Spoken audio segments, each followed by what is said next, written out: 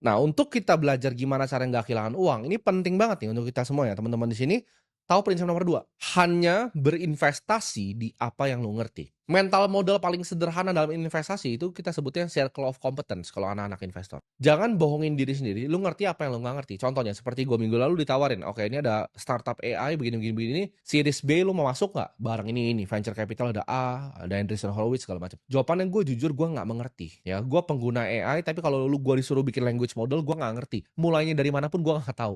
Adalah gue belajar sedikit-sedikit dari course-nya Nvidia tapi gue nggak ngerti jawabannya. Gue bukan expert di machine learning, gue bukan expert di artificial intelligence. Saya tidak mengerti, jadi gue nggak ikut investasi karena gue nggak paham cara bikin agentic AI itu seperti apa. Itu bukan circle of competence gue. Uang sekolah ya, uang yang tadi permanent loss of capital yang gue lakukan untuk hal-hal seperti ini sudah banyak sekali di hidup gue. Tiap kali gue investasi di apa yang gue tidak mengerti, 100% uang gue pasti kena bakar. Bro, ini ada startup ini pasti kebakar uang gue. Ini ada deal private equity begini, gue nggak ngerti, gue coba masuk, uang gue kebakar. Udah berkali-kali ini terjadi sama gue.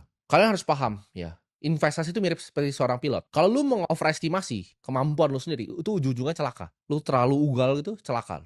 Perlu yang namanya kebijaksanaan untuk tahu apa yang kita bisa mengerti dan apa yang kita tidak bisa mengerti. Gue tuh lebih banyak bilang, "Oke, gue nggak mengerti." Karena itu adalah format dari humility manusia. Ketika lu bilang, "Oke, saya nggak mengerti," gitu. Nggak ada yang salah gitu dengan ditawarin AI terus saya nggak mengerti. Entar mungkin ditawarin quantum computing, mungkin gue jawab, "Gue nggak mengerti, itu bukan industri yang gue ngerti." Tapi lu kalau tanya gue investasi di energi terbarukan, di solar, gue mungkin mengerti. Lu tawarin gue berinvestasi di bank, gue mungkin mengerti cara kerjanya bagaimana. Tier 1 capital, Tier 2 capital tuh apa, gue paham banget gitu. Cara ngitung cepat net interest margin dari bank, gue bisa analisa dari A sampai Z, karena gue cover bank udah lama. Balik lagi, kalau kalian pernah kerja mungkin di fund ya, buy side atau di sell side di sekuritas, itu analisnya tuh dibagi coveragenya. Mereka punya universe sendiri. Contoh ada yang spesialisasi di bank, ada yang spesialisasi di pertambangan, di mining, ada yang spesialisasi di consumer goods. Ini mereka pun dipisah-pisah. Jadi orang tuh harus punya yang namanya circle of competence mereka sendiri. Suatu bidang area investasi lu paham betul. Jadi investasi itu nggak harus di aset A, B, atau C. Nggak harus di saham perusahaan, nggak harus di B, di kripto, nggak harus C, di real estate. Tapi di apa yang lu paling mengerti.